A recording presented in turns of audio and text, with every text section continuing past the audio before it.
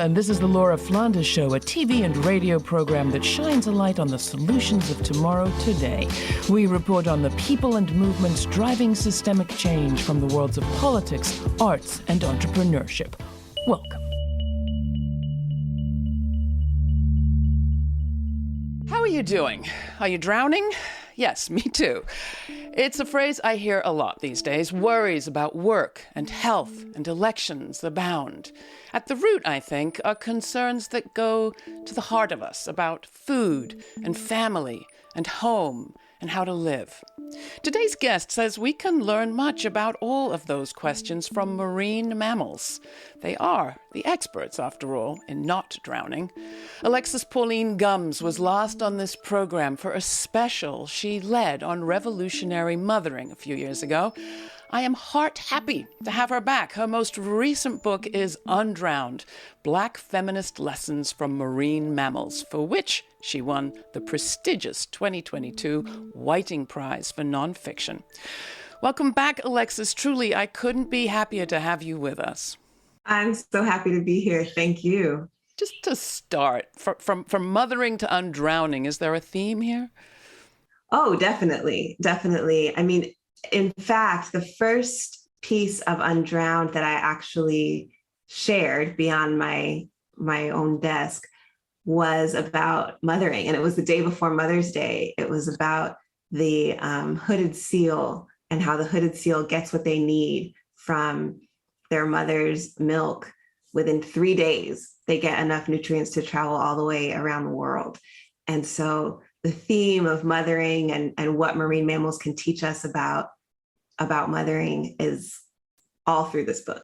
It's a gorgeous volume, and I encourage people to take a look. It is this deep, meditative kind of justice guide for people, for groups, for individuals. In it, you talk a lot about listening. And I often start this program by asking people, who are they thinking about right now?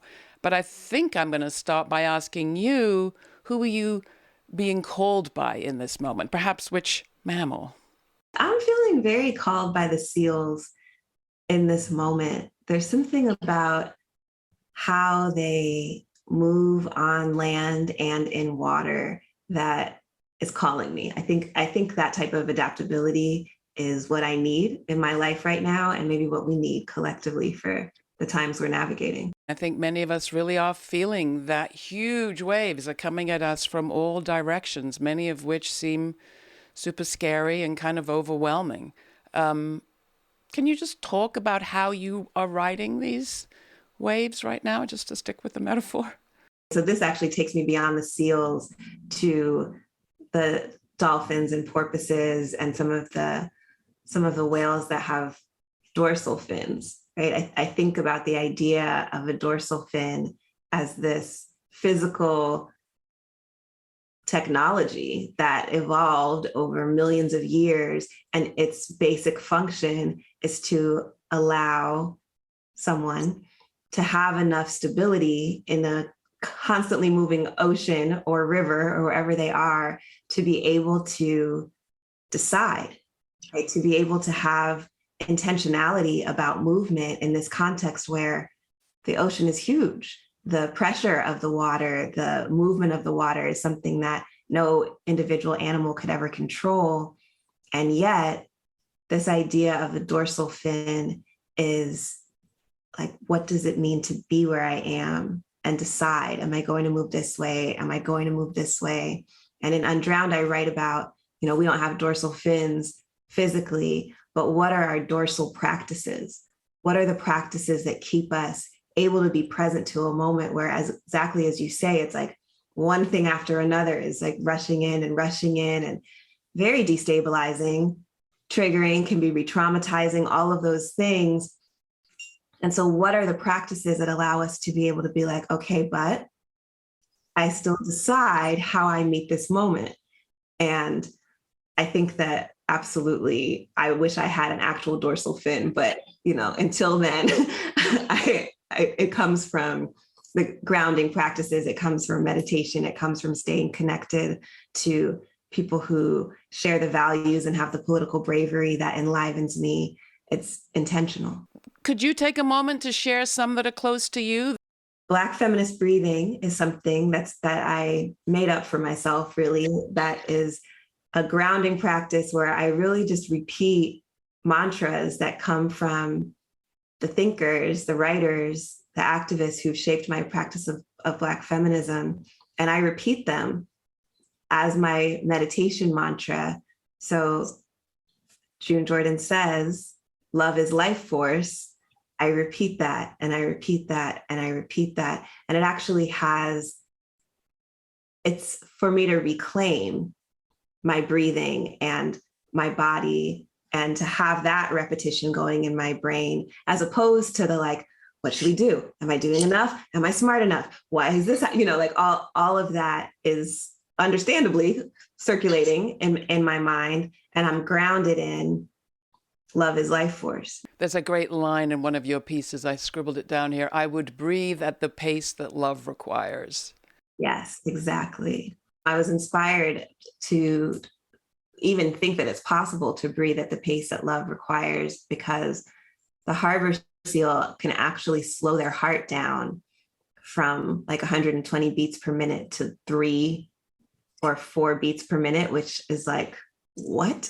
That's so much slower, but that's what allows them to stay underwater for great lengths of time and for the oxygen in their blood to circulate slowly enough to get everywhere before they have to take another breath. When the harbor seal comes out of the water, they need to be able to quickly see and make sure there's not, somebody who wants to eat them that is coming, or to navigate differently. But when they're in this deep space, they need to be able to stay. It's this question about, what does it take for me to go deep enough into my practice, into my action, into my collaborations with people, that I can actually stay there and possibly be changed by what I find there before I come back into this context where I'm going to have to react and respond in a different way, right? I wonder whether this would be a great moment for you to read something. The preface might work well to introduce people to this work. Absolutely. I would love to read the preface. This is a guide to undrowning. What is the scale of breathing? You put your hand on your individual chest as it rises and falters all day. But is that the scale of breathing? You share air and chemical exchange with everyone in the room, everyone you pass by today. Is the scale of breathing within one species? All animals participate in this exchange of release for continued life, but not without the plants. The plants, in their inverse process, release what we need, take what we give without being asked. And the planet, wrapped in ocean breathing, breathing into sky. What is the scale of breathing? You are part of it now. You are not alone. And if the scale of breathing is collective, beyond species and sentience, so is the impact of drowning.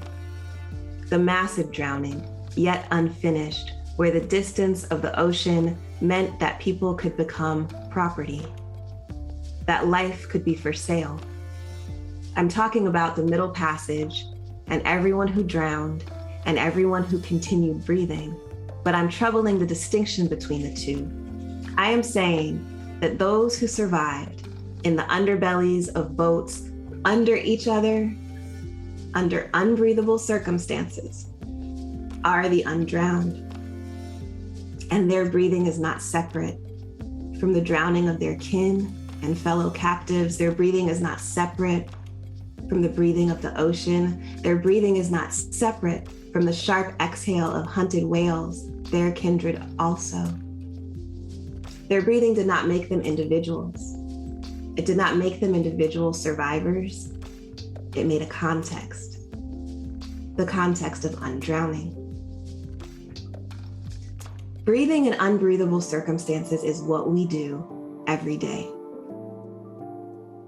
in the chokehold of racial, gendered, ableist capitalism, we are still undrowning. And by we, I don't only mean people like myself, whose ancestors specifically survived the Middle Passage, because the scale of our breathing is planetary, at the very least. Are you still breathing? This is an offering towards evolution, towards our evolution, towards the possibility that instead of continuing the trajectory of slavery, entrapment, separation, and domination, and making our atmosphere unbreathable, we might instead practice another way to breathe. I don't know what that will look like, but I do know that our marine mammal kindred are amazing at not drowning. So I call on them as teachers, mentors, guides, and I call on you as breathing kindred souls. May we evolve. This is the Laura Flanders Show. My guest is poet, independent scholar, and activist Alexis Pauline Gumbs. You just heard her reading from Undrowned, Black Feminist Lessons from Marine Mammals, for which she won the prestigious 2022 Whiting Foundation Award in Nonfiction. The book was published by AK Press as part of Adrienne Marie Brown's Emergent Strategy series. Gumbs, a 2022 National Endowment for the Arts Creative Writing Fellow, is currently working on her next book, The Eternal Life of Audre Lorde, which is forthcoming from Farrar Straus Giroux. She was last on this program for a special she led on revolutionary mothering a few years back. You can find that episode and several others featuring author, healer, writer, and emergent strategist Adrienne Marie Brown in our archives. And all of our archives can be reached through our website. That's lauraflanders.org. While you're there, sign up for our weekly newsletter for information on all our web extras, including the upcoming podcast release of the full uncut conversation from today's show, plus extra poetry. Next, we learn about a unique collaboration between Alexis and her partner, Shangodare, called the Mobile Homecoming Project, that speaks to and honors the elders of the LGBTQI movement who have paved the way to today. But first, from the album by Samora Pinderhughes, here's Transformation Suite. We shall be changed in the twinkling of an eye. We shall be changed, shall be changed.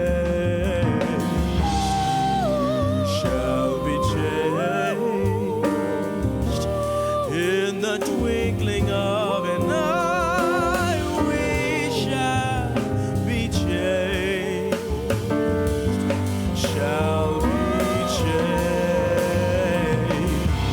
Give us justice now.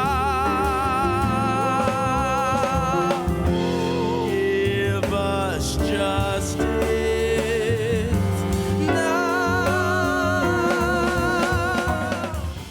Tell us a bit more about you, Alexis. You and your partner, Shangodare, are creating something with your work, with your practice.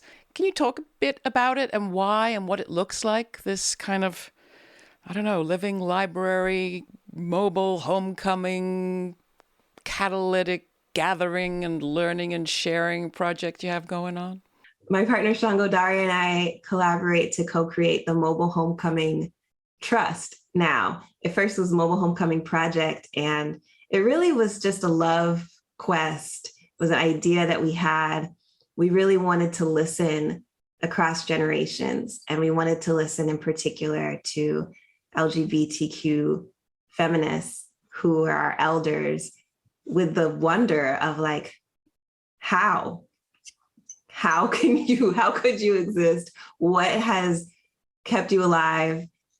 What is our responsibility with you as relatives, as people whose Black queerness, whose lesbian feminism has been made possible by these earlier generations? And so it's called Mobile Homecoming Trust because we literally got a mobile home and we just drove around to listen to people. We parked in people's driveways and on their street and in their office, at work, all over the place.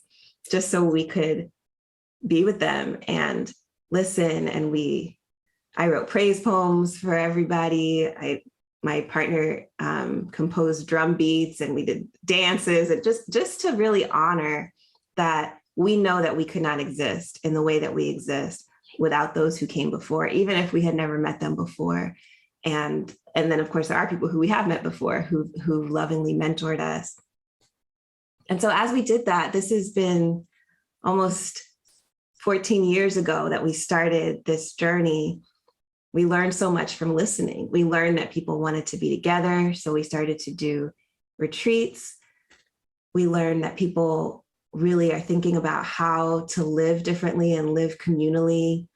People are thinking about their legacies. And so Mobile Homecoming Trust, now based here in Durham, North Carolina, has a space called Soul Sanctuary, where we're incubating that process. And what does it actually look like to live intergenerationally?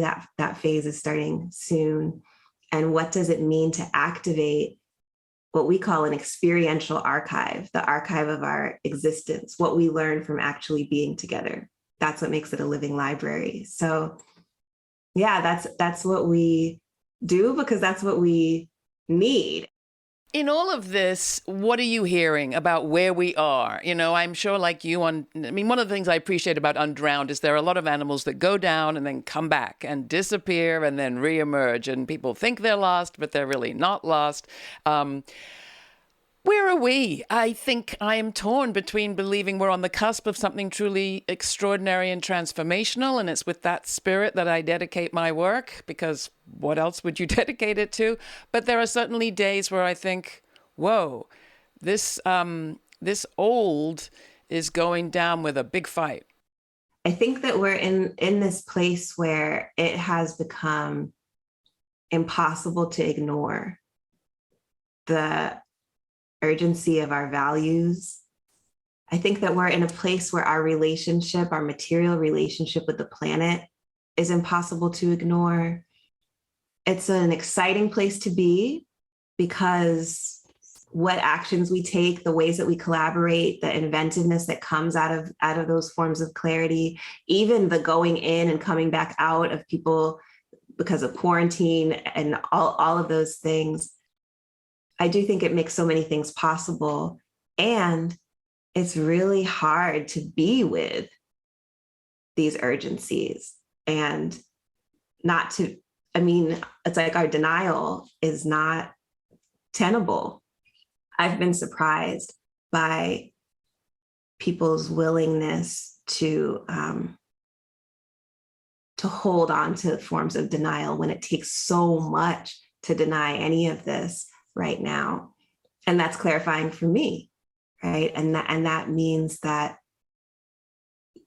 I can't be like, oh yeah, people will get it, people will come around. Like, I have to be very clear about, how do I live these values? How do I collaborate in a way that is life-giving when that we have, a major sacrifice, for example, of disabled people happening because of disregard around COVID-19? How do we, when the structures that pretend to protect and safeguard and hold completely are not able to do that around ideology, because of ideology, they can't function in those ways. How do we hold each other, find each other, love each other, protect each other? And the thing about marine mammals is that that's all that they do. And that's what they have to do, right? They've been doing it in response to the violence of these same ideas as we have imposed them on the oceans and have made life more dangerous for ourselves, but also for all marine mammals. And so thinking about, okay, how did dolphins reorganize their pods when they had this virus that was moving through their community? And what can we learn from that? And what did they do, those dolphins? They regathered. They made smaller pods that they then regrew. They worked intergenerationally. They found each other across groups in order to have what they needed to have, to be the sustainable units that they knew they needed to be, which, goes so far beyond something like a nuclear family, the ways that we're organized in this particular society. They really prioritized life and adapted in the face of loss. And that's why I'm a marine mammal apprentice. And I just invite everyone else we can all apprentice ourselves to the marine mammals. I want us to be more like that. In the course of your research, you discovered that a lot of the sort of attitudes of racism came out in the language that was used in these scientific guidebooks. And you talk a little bit about both those parallels and some of the sort of social justice movement responses that are inspired for you by what you've learned. I know that there's racist science. I knew that there were all the things with the anthropologists trying to prove that, race was a species difference and to use it to justify slavery. I knew about those histories, but I didn't necessarily think that when I did the simple task of just opening a guidebook about marine mammals, just to try to see what seal is this? What can I learn about this particular seal, that I would find it there? And in some of the exact same language, the hooded seal. Predator. Yeah. Vagrant juveniles, and I'm like, a vagrant juvenile, it was really, a light bulb went off when I saw that the same terminology that's used to criminalize the communities that I'm part of and that I love is being used to classify and explain the behavior of marine mammals. But of course it would be, right? Because they're not separate, right? It's the same colonizing logics that I face in my life are absolutely at play. And I'm not saying scientists are more, oppressive than other people. I'm just saying that they are created in the same society that I'm created in. And that's the lens, that's the containing lens. But it also means that we have more in common with marine mammals than just the fact that we are hurt by the same things that hurt them. How do you deal with grief in this context? I read about the damage that has been done to our waters, to our seas, the sound pollution that's polluting their abilities even to communicate. I get sad thinking about what we've done to our marine mammals and marine life. And I'm assuming you do too. Honestly, grief is what had me turn to marine mammals to begin with. I felt, from the loss of a parent, my father passed away, I felt like I was in this ocean of grief. I felt like I was going to drown in my own tears. It felt that, hyperbolic and big. And what I realized was that I had never made any space to learn from a feeling so big for me, unpredictable, consuming. And it felt like navigating an ocean. And I was like, well, who navigates the ocean, right? Marine mammals do. And how do they do that? And what I found was that it was that grief that brought me to learn more about marine mammals. Like, when I think about the fact that through my grief, I'm actually connected, for example, to my father who's passed away. And the existence of that grief is actually the evidence that love and that stream of love is not stopped even by death. It's also the case that my grief around the heating of the ocean, for example, the pollution, all of what is happening on this planet and how it impacts marine mammals, is also a depth of connection. And that connection is actually, it's not the way to escape the grief, but it's actually the way to generate another relation, another way of relating, another way of being, right? And that doesn't mean that it should be the case. And it doesn't justify anything about what the circumstance is, but it is it is a deep and sustainable and ongoing and expansive source for the type of imagining, the type of openness, the type of vulnerability and attentiveness that it requires for us to grieve what has been lost and stay committed to creating what is required in the face of that. Alexis, thank you so much for being with us today. Thank you for everything you bring into the world. Come on in, back to the show very soon, and stay in touch with us. It's truly always a pleasure and an inspiration to have you. Oh, thank you. Thank you for, as you said, creating this space and this, I see it as a portal for all the possibilities that come through here. It's so important. It's so important. Thank you.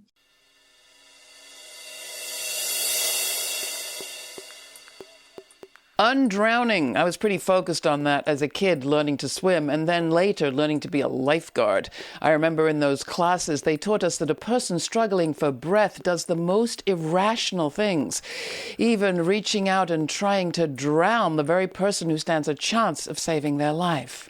I've been thinking about that as we approach the beginning of the school year, a time when many of us feel like we are drowning, whether we're parents or teachers or administrators or maintenance staff or kids.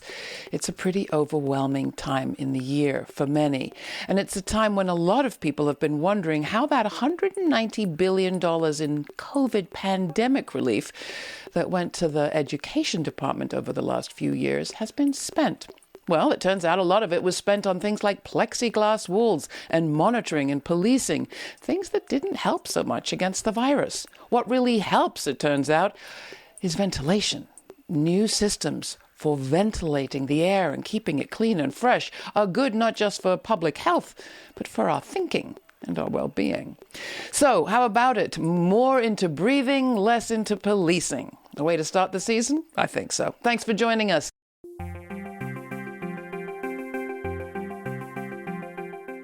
For more information on this week's guest, along with a suggested reading list and links to related episodes to explore, check out our episode reading and research post at patreon.com/The LF Show. That's also where you will find an invitation to watch the premiere of each week's show on our YouTube channel and chat live in real time with me, Sundays at 11:30 a.m. Eastern. This show also airs on over 300 public television stations and over 40 community radio stations across the country. Check your local listings or go to our Patreon page for more information on where you can find a station broadcasting the show near you. That's patreon.com/The LF Show. And don't forget, this show is listener supported. It's you, our members, who keep our programming going out to so many hundreds of thousands for free. We know that many can watch or listen and pay nothing, but some of you make a pledge to be there for us and to cover our production costs. Remember, we don't take corporate or government money. We're not paid for what we do. We are supported by you, our viewers and listeners, and people who appreciate what we're doing. So become part of our team by becoming a Patreon partner. Figure out a monthly pledge that works for you and make that pledge at patreon.com/The LF Show. If everybody who could did, we'd be golden. Go to lauraflanders.org/donate for ways to give a one-time donation too. Thanks for listening. This show is produced by yours truly, Laura Flanders, along with Sabrina Artel, Nat Needham, David Newman, Rory O'Connor, Alicia Duque, Jeanette Hernandez, and Jeannie Hopper. Major funding for this program is provided by the Novo, Park, Ellen Poss Family, Hisuku Wilson Foundations, the Schumann Media Center, Rising Fund at Tides, Kim Connor and Nick Groombridge, Jane Fonda, and listeners like you. Thanks for listening. Thanks for contributing. Thanks for your ideas. Stay kind. Stay curious. Until the next time, I'm Laura.